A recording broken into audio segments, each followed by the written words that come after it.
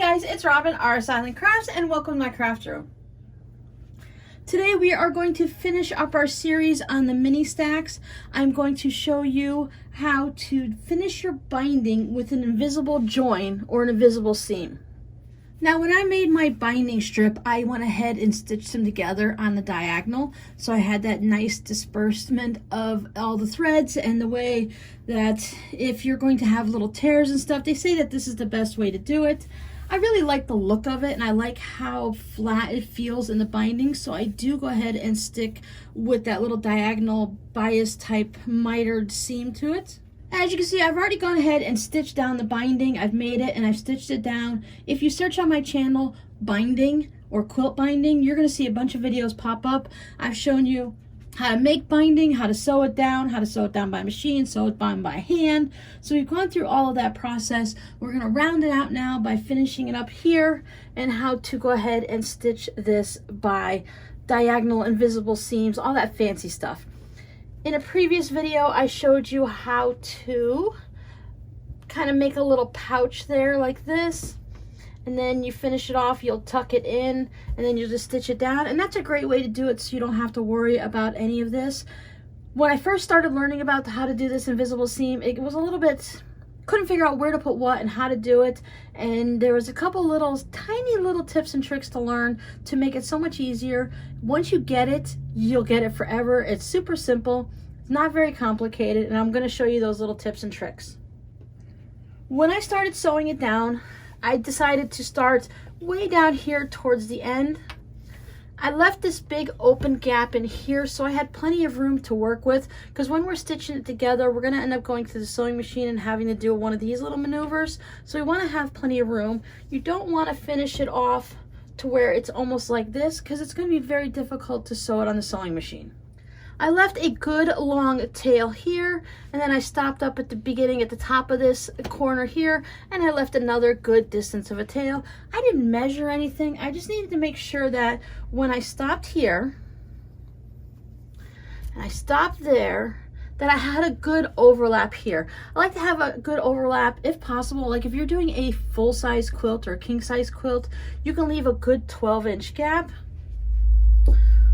which, as you can see, it looks like I left about a 13-inch gap. So that's plenty of good. Even on this small little wall hanging, you've got plenty of room. If you could leave yourself at least 6 to 8 inches, it's really helpful.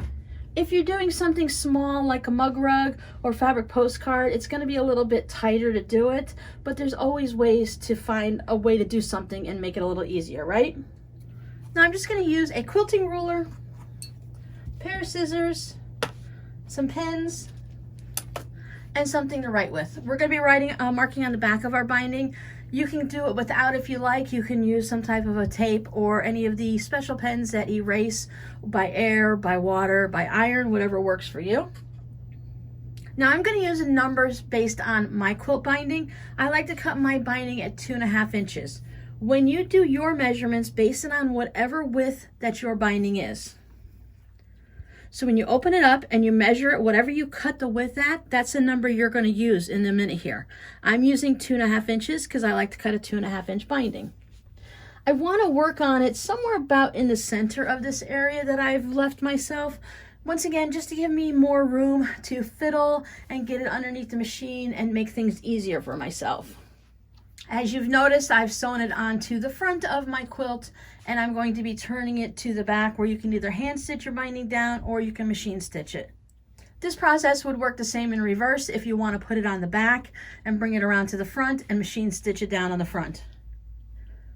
I want a little practice of turning it over, the binding this way, and machine stitching right here in the ditch, and just catching the flap here just past your little stitching line. So I went ahead and put mine on the front. So I figured if I'm going to use this as a practice quilt, I'm going to practice a few extra things at the end also. So I'm going to lay, this is my beginning section here. I'm going to lay that down, and I'm going to take this one and lay it down. What I want to decide is, where do I want these two to meet up? So if I want them to meet up right about there, I'm going to trim this back just a little bit Some videos will tell you to just go ahead and cut a little piece off of there, and this is the width of your binding this way, so you don't even have to measure, and then you can use that to measure. But I find it easier for me just to go ahead and use the ruler. I'm going to put a little pin in my end here, just so that I can see where the end is. And it's also going to hold that binding strip down so that when I'm moving things around, that this, I don't want this to, I want it to stay nice and tight as it can be. I'm not using a bias binding, so I give that a little bit of a stretch, and I just want to make sure it stays in place. And on this one, what I want to do is, since I said it's 2.5 inch binding, right? I want to measure 2.5 inches from here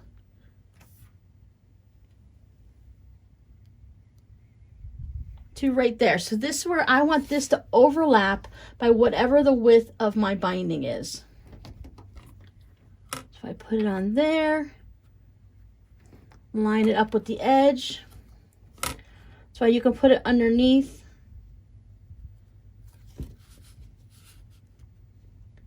Put your pin right in there so that I could see where that 2.5 inches is easily.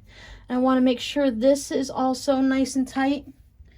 You can go ahead and hold this down, put a pin, or you could put one of the clips in like that.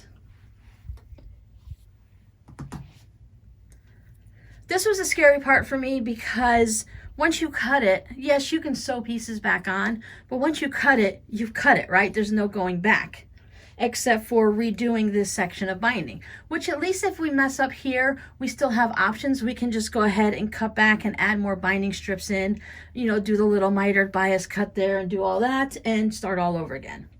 But so I have everything holding it down. Now I'm going to trim right at that mark, so that's 2.5 inches. But things tend to, when you do it exactly at your 2.5 inches, things tend to get a little bunched up as you're stitching it all down, and you might get a little bit of a pucker down here at the end or something. So I'm just going to go and shave off just about 1/8 of an inch. You can cut it just 1/8 of an inch shorter, you know, 2 1/4 plus 1/8 or whatever. I just shave off a little bit.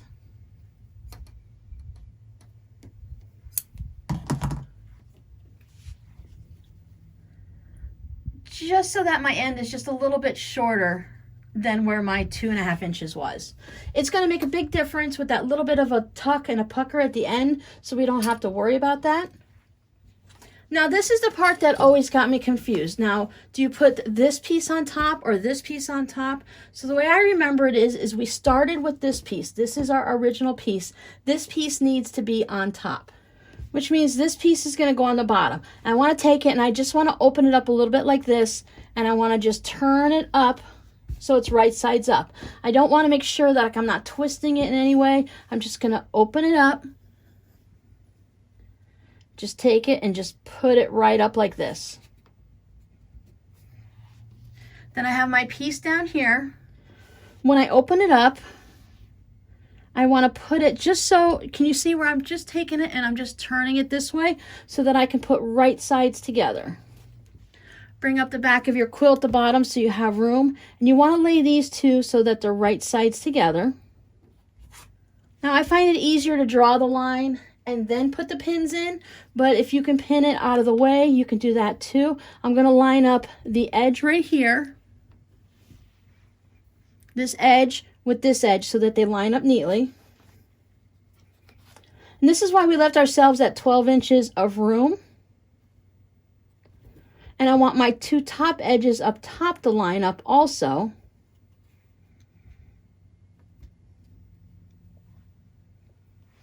If you want, you can just pop a pin up out of the way just to hold it. Give yourself that third hand to hold it. And we're going to make sure it's all lined up. And we're going to draw a line from this corner to this corner. And this is just like when we were doing our binding originally. We're doing it that same direction. We're not doing it this way or anything. We're doing the same direction as when we stitched it.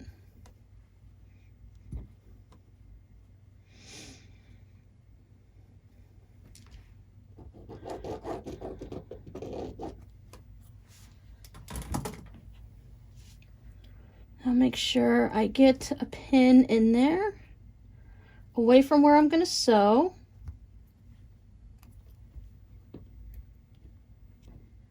Make sure everybody stays lined up.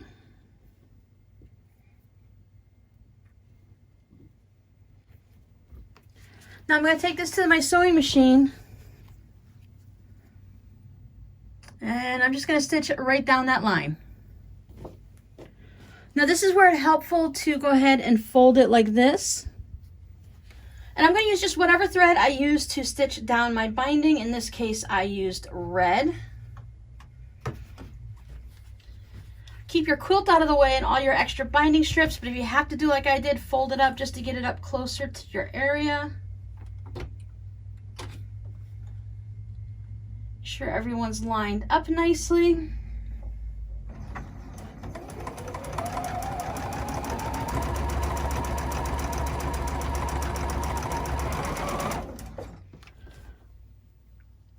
I'm going to go ahead and remove my pins. And now before I trim this up or do anything else, if you wanted to test it, you could have just put pins right along this line. But I figured if it's just a stitching line, it's not too difficult to go ahead and pull that out. I'm going to go ahead and lay this down. These are going to be pressed open.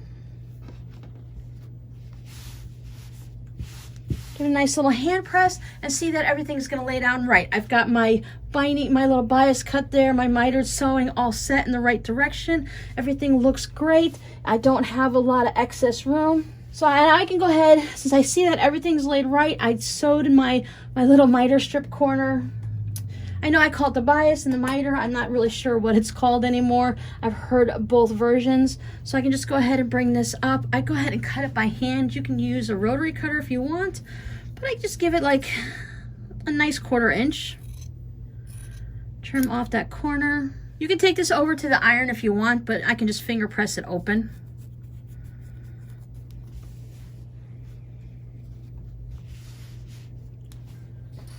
If you like, you could put some pins or clips in just to hold it. I usually don't worry about that. It's just a small area that we're going to take over now and stitch.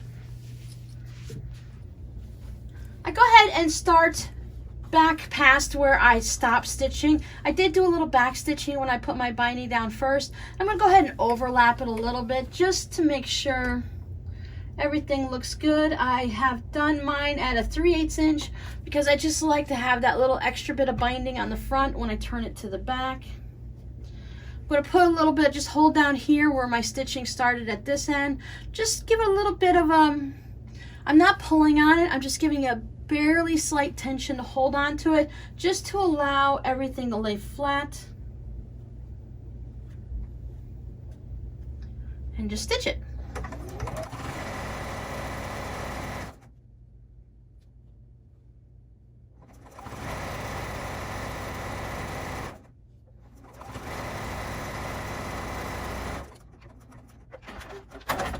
I know some people like to use a walking foot for their binding, and that's perfectly fine too.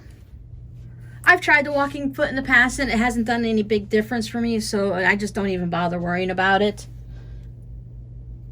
So we know it's right now, it's between the snowflake and the snowman. That's where I just joined it. If I went ahead and I spun this up, or I put it away and I left it on a shelf for a few days before I came back and did my binding, the rest of it, I wouldn't be able to tell one spot from another. They all look the same, as you see.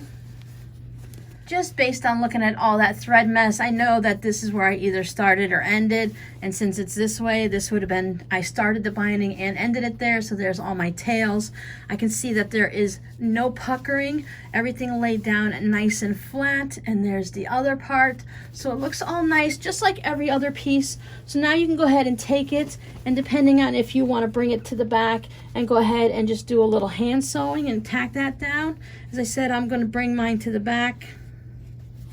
And I'm going to practice stitching right here in the ditch and making sure that I cover up this line of stitching on the back and that I stay on the binding. That's where I always struggle to make sure I get it on the binding. So I'm going to go ahead and use this as a great opportunity to test that out, to give that technique a little extra practice. And if I get a little wonky and it goes off, it won't matter because this was my practice quilt. Here's the Halloween one that I did to prove to myself that I could go ahead and get everything lined up neatly and not have any of these weird edges that I struggled with on the first one. I'll be using this one. The original was my practice. This one I'm going to go ahead and get finished up now and do some straight line stitching on it and get my binding and my border and binding on it, and then call this one finished also. So thank you everyone for joining me in on this little mini stack series. I showed you in the beginning on how I just kind of brainstormed the project and how things changed as I was going and I had to change with it, how I had to alternate my ideas a little bit so that I could come up with something that worked a little bit better. That's why this one was my practice one. And then I had the Halloween version that is the actual finished product that shows how the pattern can be used. We learned how to put our binding down today and how to put it on the bias. We did the free motion quilting last week. That was a lot of fun. And a project this small, you can really quilt this up in less than a half an hour. And it's a great piece to do some practicing on. If you needed to practice your free motion, or if you wanted to practice your feathers or your clamshells, or do a little hand quilting, these are nice small projects that we can try different techniques on and see how they turn out in the end. And if it's something that we deem, oh, I don't want to use the word ugly because it's just a quilt that we didn't like, a project that we didn't enjoy, we can go ahead and turn this into something else. We can use this and make it for our pets, give it to a small child for a doll quilt. They're not going to care if this piece of fabric here isn't the same size as all of these pieces all the way up. They're not going to care. They're just going to wrap their dolly up and enjoy it.